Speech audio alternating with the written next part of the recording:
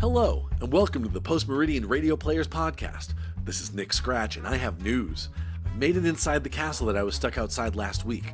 The drawbridge lowered, I crossed inside, and was met by no one. The place seems to be empty, but I know someone's here. I can hear her singing to me, and I know that if I'm patient, I'll find her any moment. But for now, let's check the PMRP vault. Aha, it's the Tomes of Terror production, Reynardine. Normally at this point I'd tell you a bit about the history of the production, but the adapter, one Renee Johnson Walsh, was kind enough to include that in her introduction. So, without further ado, one of the oldest recordings in the vault from 2008, here's Reynardine.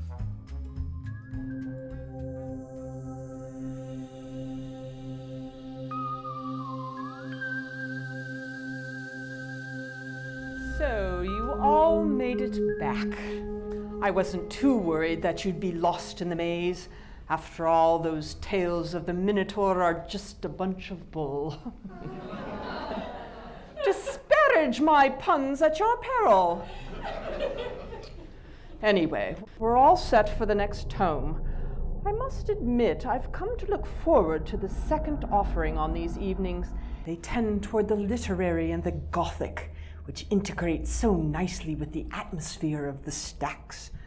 I suspect the books appreciate these choices as well, for I can already detect a sense of satisfaction emanating from their spines as we speak. News of the next selection must be nigh. Yes, there we go.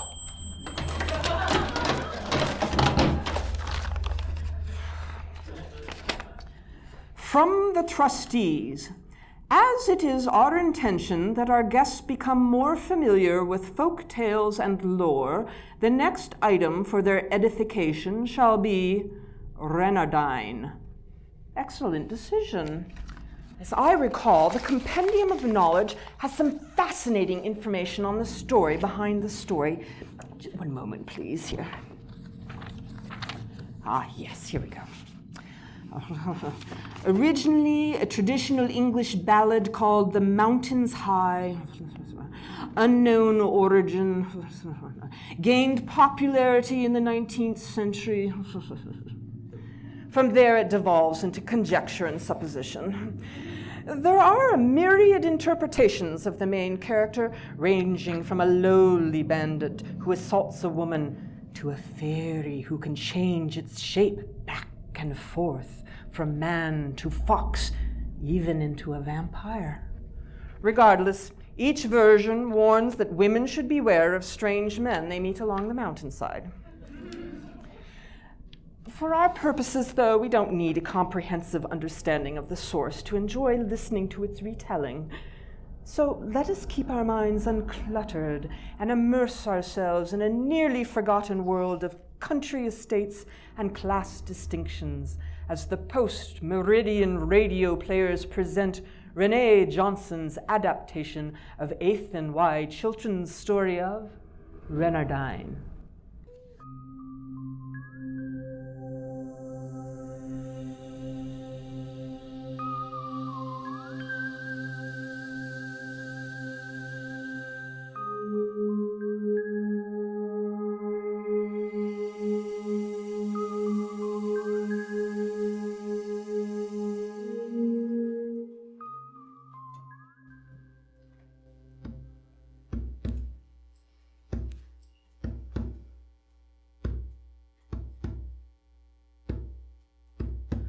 One evening as I rambled all on the mountains high,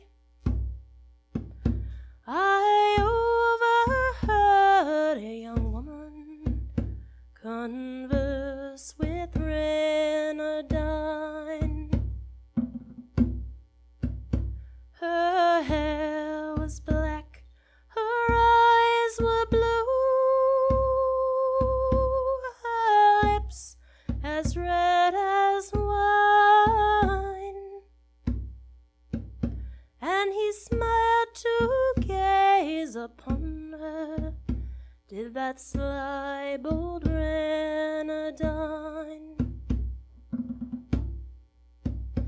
She said, kind sir, be civil,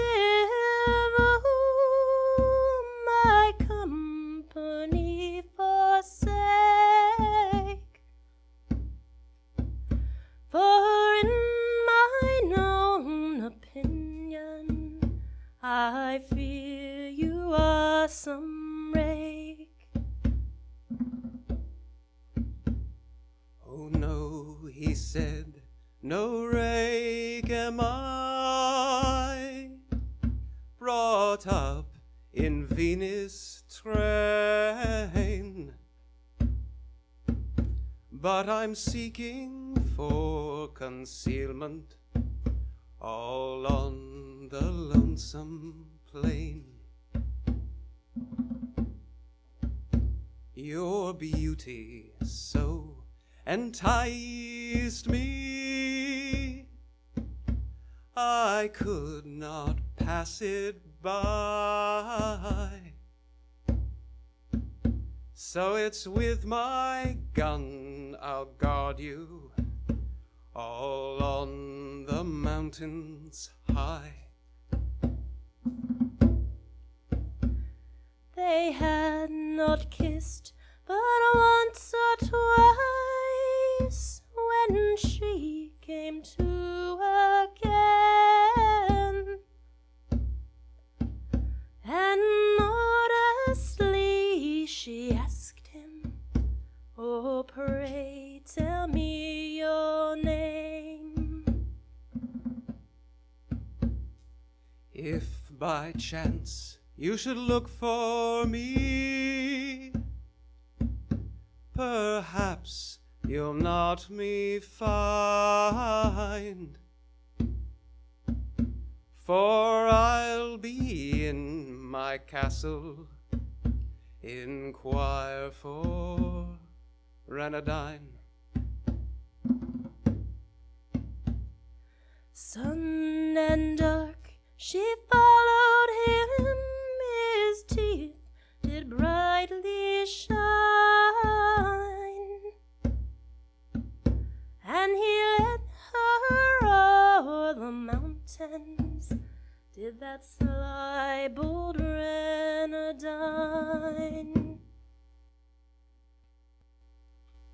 Marcel was never sly with me. He would never have led me anywhere I wouldn't have gone rambling on my own. He had his secrets, as did his mother Bastienne. She was always so kind to me. They both were. Back then, I felt as if they were the only friends I had.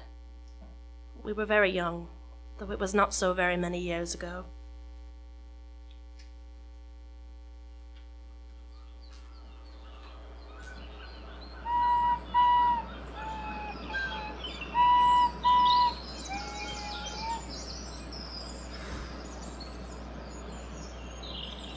I hear that melody in my dreams, but when I wake, I've forgotten. You mean you don't know that song, Marcel? It's called John Peel. It's a song about fox hunting. It's fitting that you should play it for me today while our fathers are out on the hunt.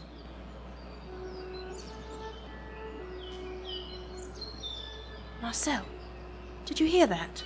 Yes, as if someone or something were answering me.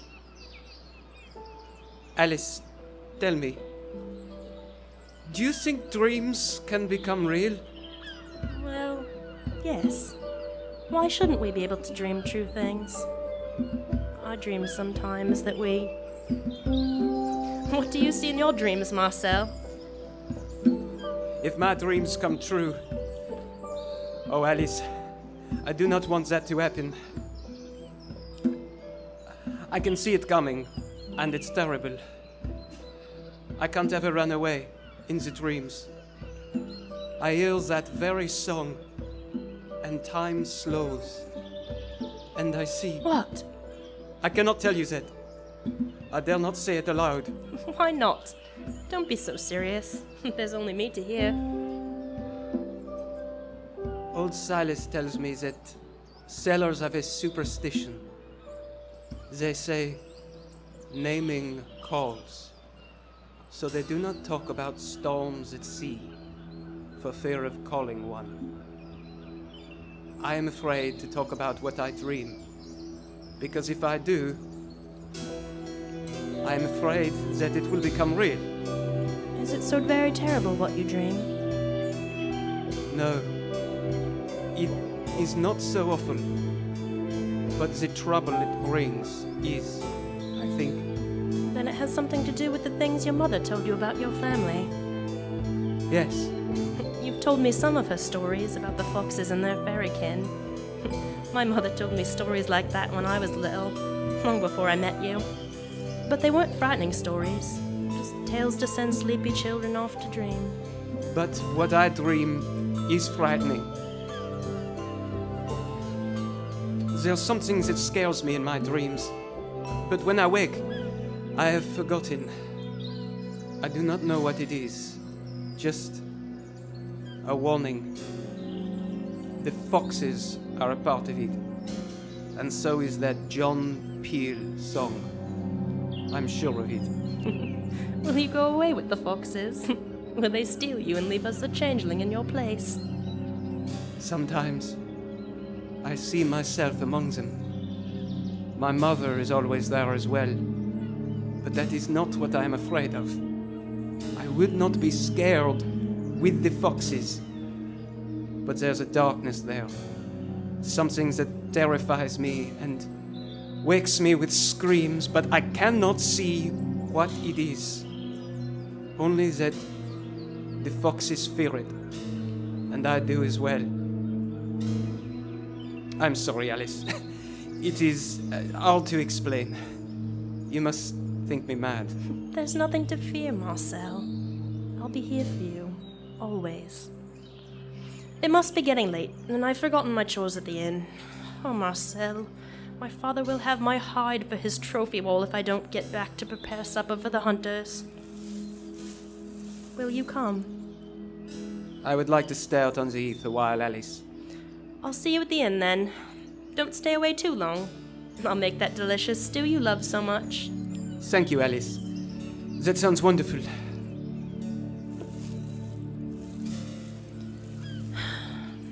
Will you ever love me as much as you love these hills, Marcel?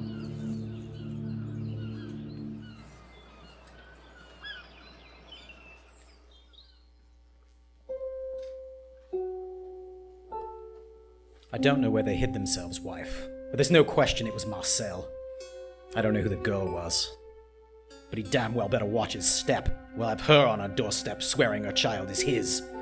I think he is smitten with Alice over at the inn. Perhaps it was her that you saw. It wasn't Alice I saw up on that hill, Bastien. This girl was little and trim and wearing all brownish red stuff like some gypsy. Her hair was redder than Alice's. When I saw her, she was, well, kneeling at his feet. And he was standing there as if he owned the hill and we were trespassing. But when we rode to the top, not a soul was to be seen. Until all of a sudden a fox came rushing out of the glen right past us. I can't understand how the dogs missed her. You did not kill her then? Oh, we did. Though she led us a pretty chase. Ginny was off like a shot and no mistake about her. She's a fine dog. Oddest thing, though. At every turn we glimpsed another fox, aye, bigger than the first and not so shy. Just dancing in front of the dogs as if it wanted to taunt them or lead them astray. But Ginny stuck to the first scent. She wouldn't be budged. When we killed the little vixen, the dogs went after the other. They caught him. He was a fighter, and we lost him among the rocks. It was a damn strange thing. Where's that son of yours been all day, eh? He missed a fine hunt as always. Has he been home yet this evening? No, Marcel has not come back tonight, husband. And if I read the story right, I do not think he ever will. What are you talking about, woman? Where else should he go? Certainly not going back to France. Do you not know the legends that walk upon your own hills? No, you've never taken the time to listen to my tales. You don't know what it is that you want. If you've killed him, may you rue this day. Killed him? Bastien, have you gone mad? Why should I have killed... Bastien, I must speak with you! Leave us.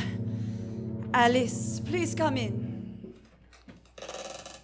Good afternoon, Squire. How She's gone mad, I tell you.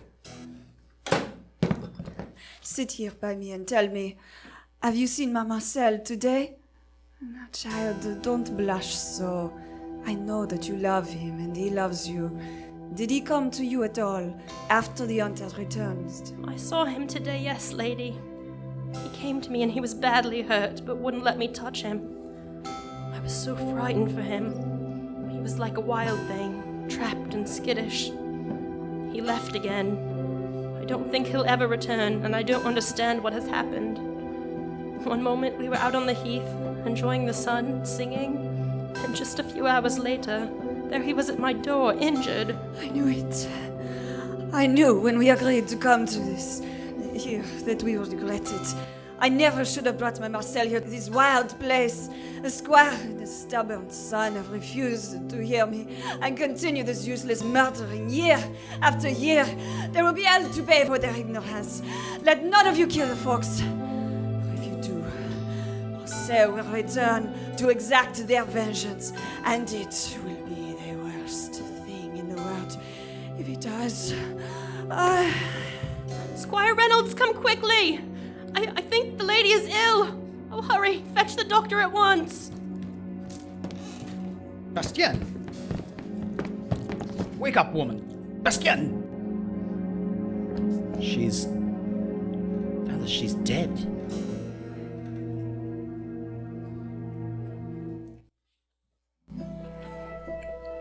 It was said that Bastien died of a broken heart.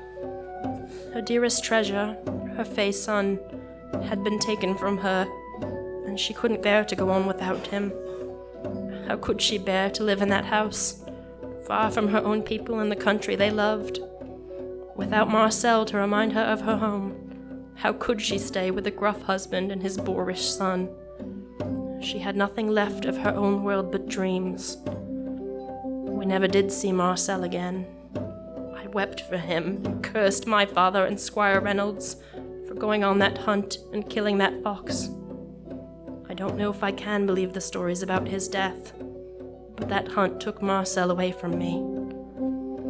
Squire Reynolds' son, Geoffrey, had been jealous of my friendship with Marcel. It was clear to me that he wanted me for himself, and that he would ask for my hand if only his half-brother were out of the way. After Marcel left, I eventually relented and married Geoffrey.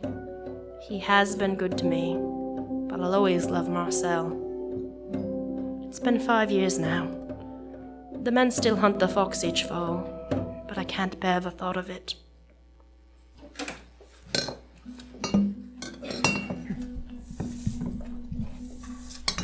Was a fair day, Papa. It'll be busy tonight. Oh, busy enough. There'll be a few of them that wet their tongues in their courage for the hunt tomorrow. You know I wish Geoffrey and Squire Reynolds wouldn't hunt the fox. After what happened to Marcel and Bastien. Why should that stop them from hunting? You know they both blame Marcel for Bastien's death, not the fox. Marcel had naught to do with his mother's death, and Geoffrey knows that, no matter if he won't admit it. And you know better too, Papa. Yes, Alice, I know. Calm yourself. Hunting the fox has nothing to do with any of that, to them that don't know any better. It's us poor fools that suffer knowing the truth. But some will never believe what they haven't seen, and some won't believe it even when they have seen it.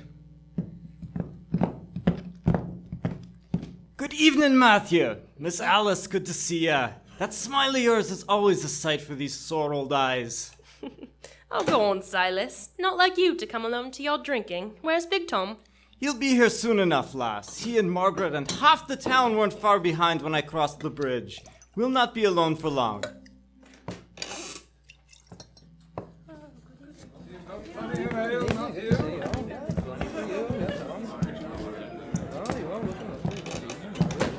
I'm off to give Alice a hand, love.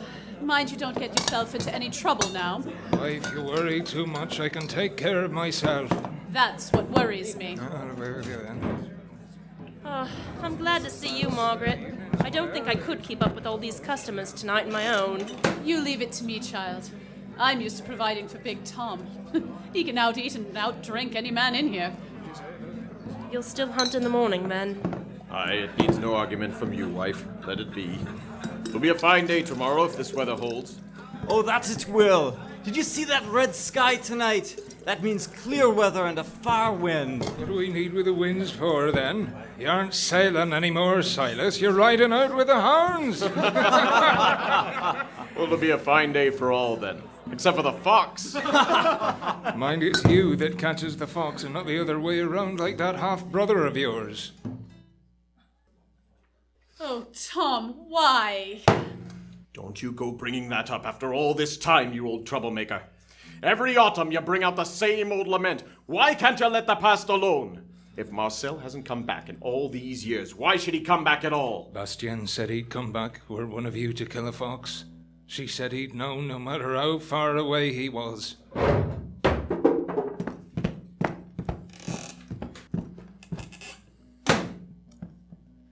Tom, you old fool! You shouldn't have mentioned Marcel. I'm sorry, Squire. He's got a sore point with Geoffrey. And with me. In the first place, he doesn't hold with any prophecy. In the second place, Marcel was always his mother's favorite. Such a good-for-nothing boy as he was. No talent for anything but foolish drawings and making music. And then to disappear without a word. Nothing Geoffrey could do could make her see him the way she saw Marcel. Bad enough it is that the loss of the boy broke my dear Bastien's heart. There's no call to be telling tall tales and starting trouble.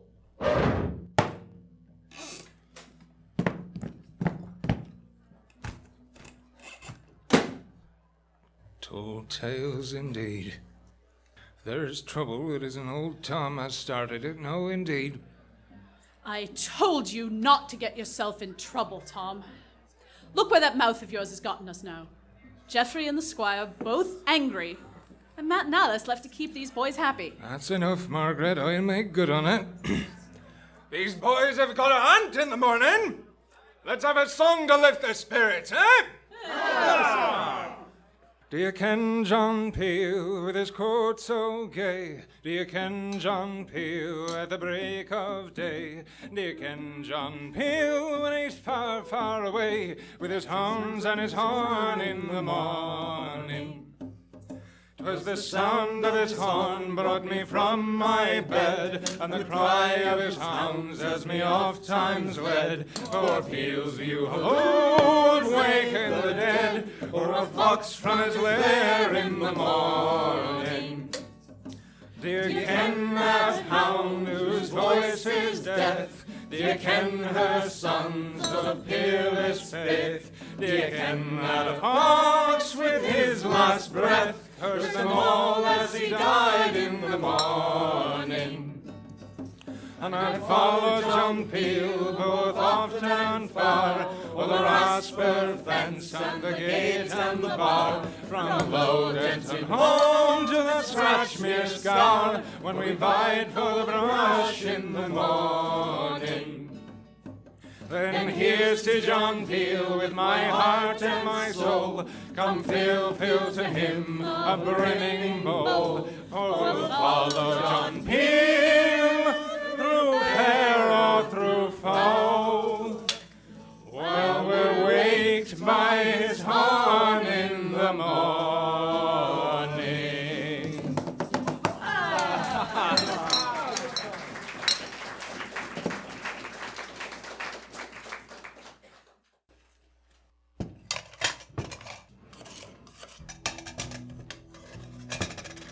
It's a fine day, just as old Silas said it would be. I'll be glad to get out there and bag me a fine fox or two. Please don't go hunting today. I've asked it before, and you know there's very little I ask of you. Is it the old prophecy that still worries you? Why, if we've not seen Marcel these 5 years, why do you think he'll come back today of all days? Or is it that you still miss him? Perhaps you'd prefer him over me? You know it's not like that at all. I can't help but worry what Bastien says will come true someday. You don't think it's odd that you haven't killed any foxes in the past 5 years? Geoffrey, it's strange and it worries me. If you catch a fox on this hunt, there will be consequences. It's just a string of bad luck, woman. We've taken plenty of game these 5 years, and we've kept this town fed. Maybe the foxes have had a few lean years themselves. We'll get one today. You'll see. Wouldn't you like a fine fox stole for your birthday this year? Be careful then. That's all I can ask. I couldn't bear to lose you both.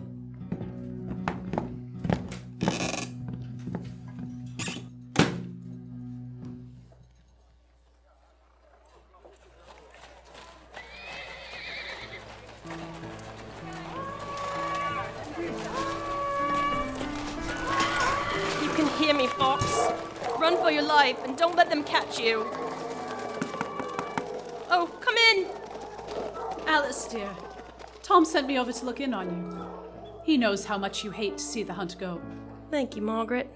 Please, stay and have a cup of tea. You saw them leave this morning. Oh, of course. They make such a production of it that you might as well watch. Such a fuss for poor fox. You know I've never liked the hunt myself. I like it less since Marcel left, and poor Bastien lost her wits and her life. Margaret, you know very well that Bastien was well within her wits when she died. You believed her, didn't you? All her wild tales about foxes and fairies and magic. She was your friend. Oh, Alice, settle down. She was my dearest and truest friend. I was the only one she had. I remember that fall so well still. Bastien came home, married to Squire Reynolds, with her own son in tow.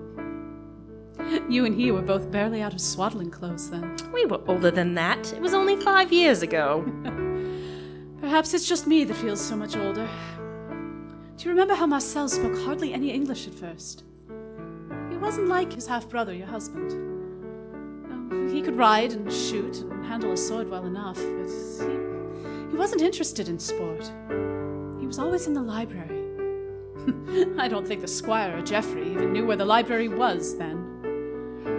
Like a little wild thing he was. He liked to ramble on the hills and make drawings of what he saw there, telling wild tales of creatures he met on the heath and the things they told him. I remember his stories. I met him for the first time out on the heath. He helped me gather blackberries and walked me home. Oh, Margaret, we were the best of friends. There are those of us that could never be fooled. We knew you loved the boy, almost as much as his mother did. She loved him fiercely.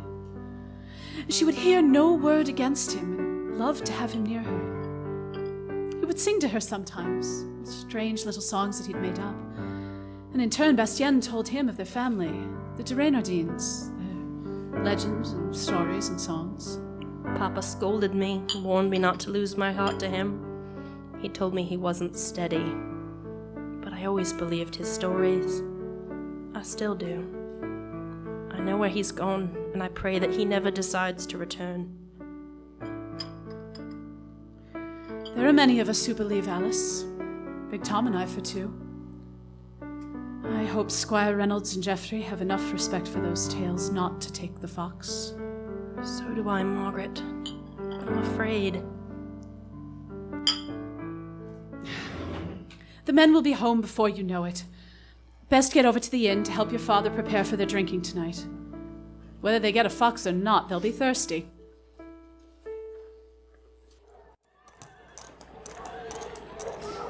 'Twas the sound of his horn called me from my bed, and the cry of his hounds has me oft times led. For Peel's View halloo would waken the dead, or a fox from his lair in the morning. Do you ken that hound whose voice is death? Do you ken her sons of peerless faith? Do you ken that a fox with his last breath cursed them all as he died in the morning?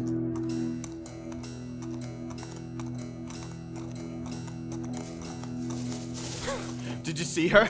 Pretty little vixen. I'm going after her.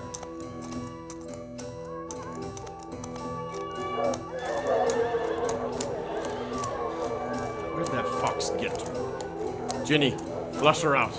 That's my girl. Hi, there you go. Stop! Damn you, get away from there! Where the devil did you come from? Easy, boy. Nothing to be afraid of. Good boy. Now on with the hunt, eh? We mustn't lose that fine little fox. I said stop. What are you doing, you fool? Out of the way or I'll whip your hide.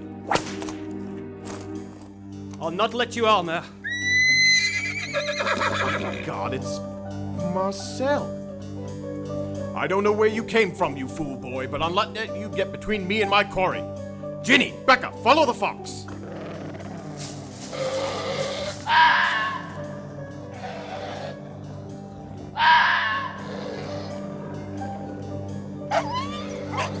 Get back here, you cowards! I've had it with you. I'll trample you and your saucy vixen. I'd expect this kind of foolishness from you, but I'll not be taunted by a damned fox.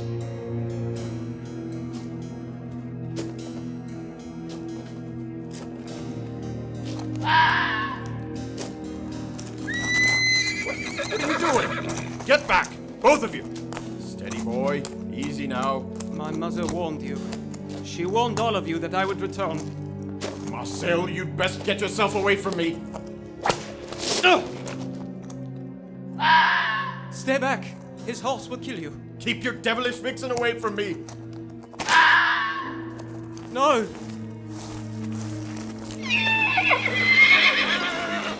Oh! Oh! What have you done? You've killed her, Geoffrey. Another senseless murder for your sport. You knew that I'd return and bring ruin on your house if you took another fox. But you didn't listen. None of you listened. And now it's too late. I didn't. I never believed. For a moment, I thought there were two foxes. But I only bagged one.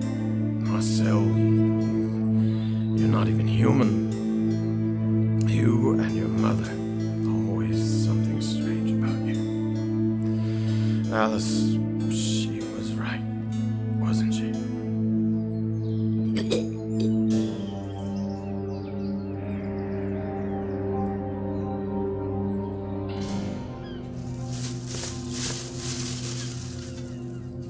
And if by chance you should look for me, perhaps you'll not me find, for I'll be in my castle, inquire for Reynardine.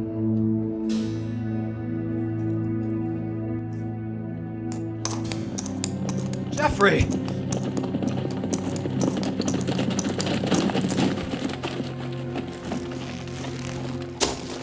No, don't touch him.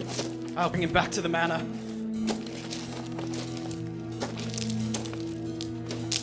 Let the dogs at the fox, boys. But bring me her paw. I'll have my revenge on the fox that took my Geoffrey.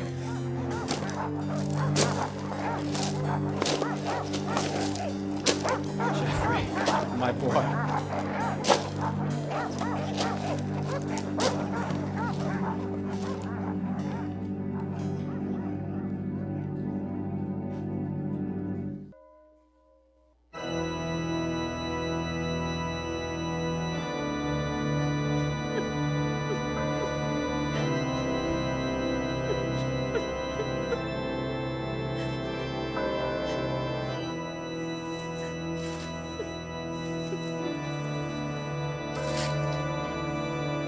Alice, before the hunt, why did you bid us spare the fox?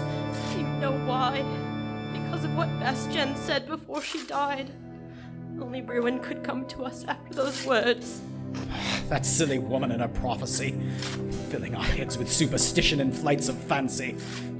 I saw the fox Geoffrey's hounds were after. I saw nothing out of the ordinary. He fell and his horse fell with him. You saw nothing. No one else. I saw my son as he died. What else should I have seen? Geoffrey saw. He would have believed now, had he lived. But because of your manly pride, he's dead. Enough! Hear no more of your silly superstitions. Foxes on my land are just that. They are foxes, and they're meant for our trophies and our wives' coats. Marcel and his daft mother kept telling us all something else, making half of you nearly believe in it. I should have left them in France where I found them. A fine man and a great hunter is dead. No amount of appeasing the spirits can change that. They'll get no sympathies from me.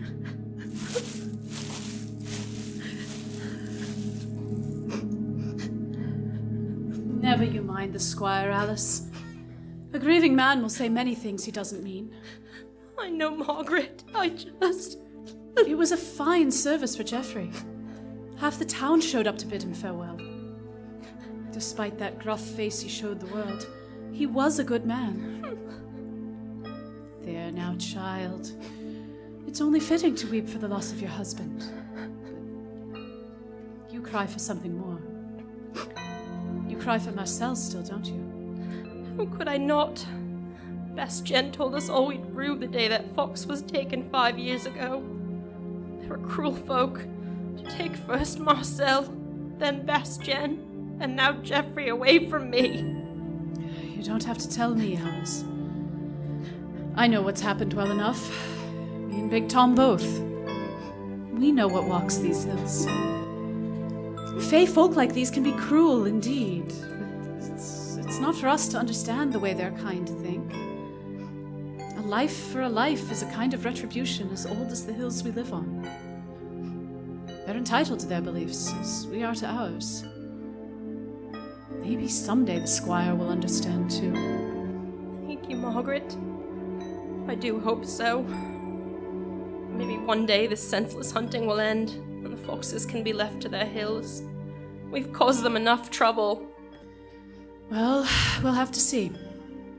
Folk around here won't soon give up their hunting. Now, come along. No sense catching your own death standing here by this grave all day. The fog's coming in, and there's the inn to tend. You go on ahead, Margaret. Tell my father I'll be along soon. All right, dear. But don't blame me if you catch cold out here.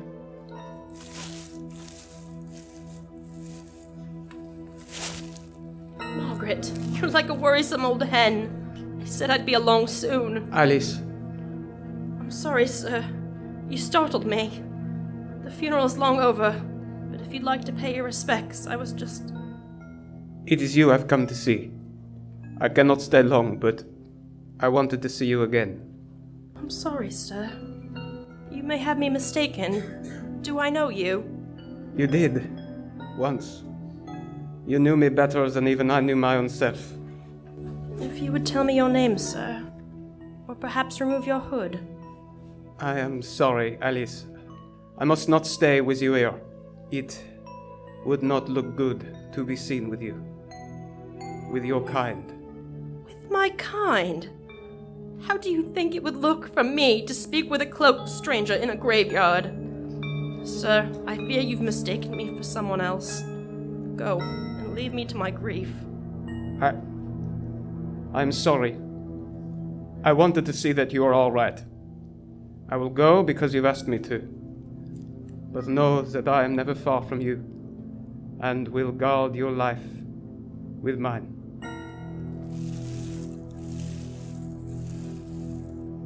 Your beauty so enticed me, I could not pass it by. So it's with my gun I'll guard you all on the mountains high. And if by chance you should look for me, perhaps you'll not me find, for I'll be in my castle, inquire for Reynardine. Marcel? Marcel, wait!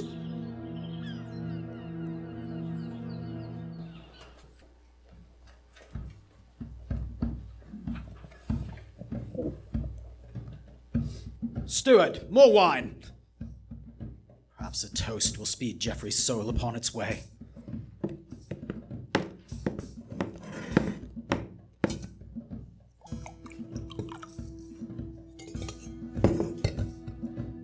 Do you require anything else, sir? The paw. Where's that vixen's paw? It's in your hand, sir. Yes, yes, of course. That will be all, thank you. Geoffrey, my son. Did you see something hidden from me? He was a fine horse. He'd never have thrown you unless he was mad with fear. I cannot toast a praise to this hunt. Better the vixen had lived than to have lost my only son. May he go softly on his way. Ah! I am doomed! I am lost! I have brought disaster upon my blood! Squire, what is it? Don't you see there, the floor? Your cup dented, sir, and the wine spilled. I'll get you another, sir. But you must see it, you must! The vixen's paw! It wasn't a fox Jeffrey killed today. Can't you see it, man? There, beside the cup. A hand. A tiny, mangled human hand.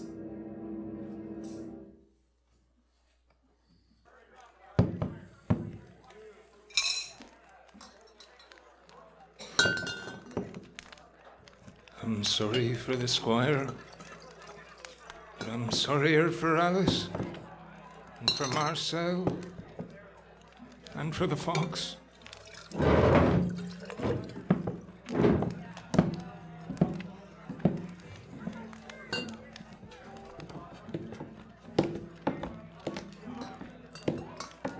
Do not worry yourself about the foxes. Most times they can take care of themselves. I think they have had their revenge for now. As always, they thank you for your compassion, and your wife, and Alice, of course. Do I know you, sir? That you do not, though you and your town know my kin. They have always lived here. Tell Alice, tell her that dreams can be made real. Aye, lad. I reckon I do know your family. Bless you, sir, and thank you. I won't worry about the foxes if you wager they'll yet prosper. I'll remember you to Miss Alice.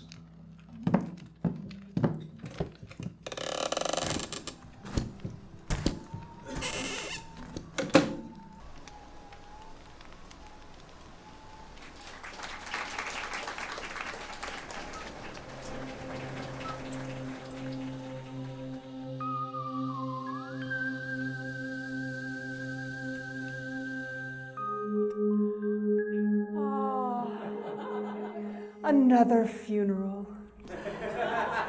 That's the third time the middle story has had a funeral buried in it somewhere. What's that old saying? Once is accident, twice is coincidence, 3 times is sacred tradition. Yes, that's it. That is it. I can cite 3 references at least. Well, anyway, I couldn't help but be reminded how disastrous it can be for the nobility in these old folk tales, never understanding the forces with which they meddle until it is far, far too late. Perhaps their higher social status has isolated them from the conventional knowledge of the other world that the commoners still retain. The lower classes certainly seemed happier than the aristocracy, as witnessed by all that carousing in the tavern. Now that's an idea. Why don't you all get up for a moment or two and indulge in some food or drink? But no singing. This is not a pub.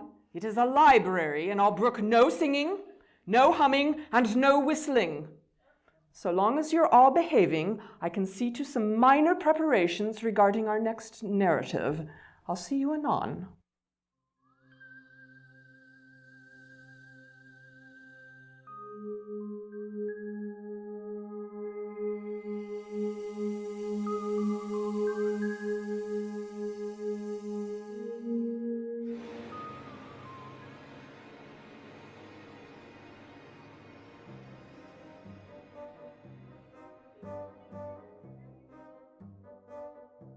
Wow. English ballad or werewolf story? You make the call. Next time, it's another lost episode of Redshift entitled The Dance of the Duplicates. If you like what you hear, you can check out more about the PMRP, including upcoming performances and auditions at their website, pmrp.org, or their Bandcamp store, pmrp.bandcamp.com. Every purchase helps to support the PMRP and this podcast. Until next time, this is Nick Scratch, and I'll catch you around the dial. Reynardine was based on the short story The Ballad of Reynardine by Ethan Y. Chilton and adapted with permission and directed by Renee Johnson Walsh.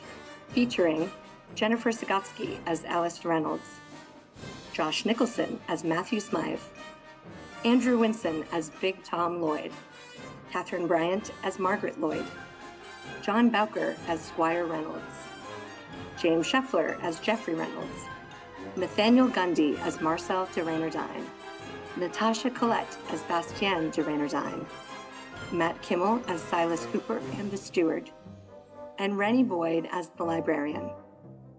Our Foley team for the production was Shauna Francis, Amy Sonnenstein, and Michael Dewberry. Musical accompaniment was provided by Daniel Rourke O'Rourke, Jay Nungesser, Bree Frame, and Carolyn Van Esseltine. And our rehearsal assistant was B.K. DeLong. This has been a production of the Post Meridian Radio Players, copyright 2024. All rights reserved. For more information about our group, please visit www.pmrp.org.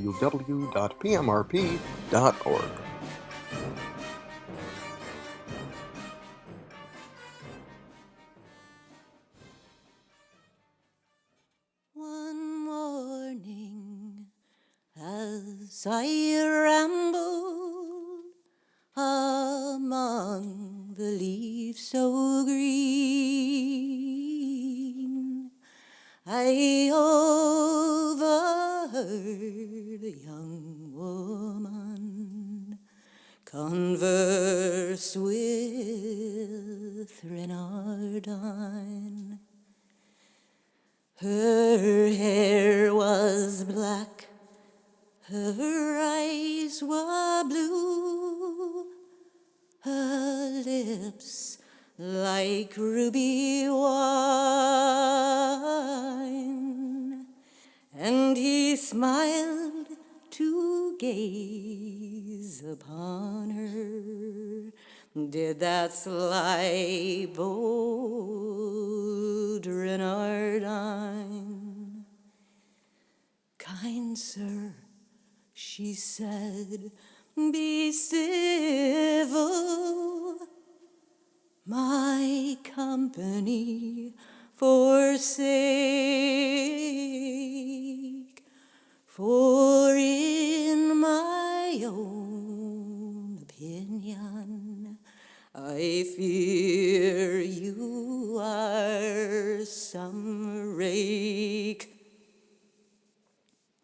Oh no, he said, no rake am I, brought up in Venus' train, but I'm seeking for concealment along the lonesome plain. Your beauty so enticed me, I could not pass it by. So it's I alone who'll guard you all on the mountain's high. They had not kissed but once or twice, till she came to again, and modestly she asked him, pray tell to me your name. And if by chance you should look for me, perhaps you'll not me find, for I'll be in my castle, inquire for Reynardine.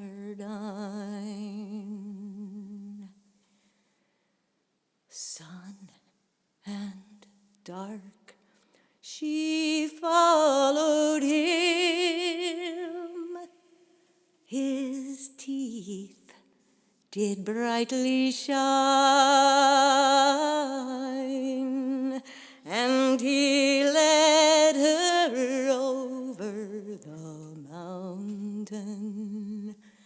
Did that sly, bold Reynardine, and he led her over the mountain. Did that sly, bold Reynardine.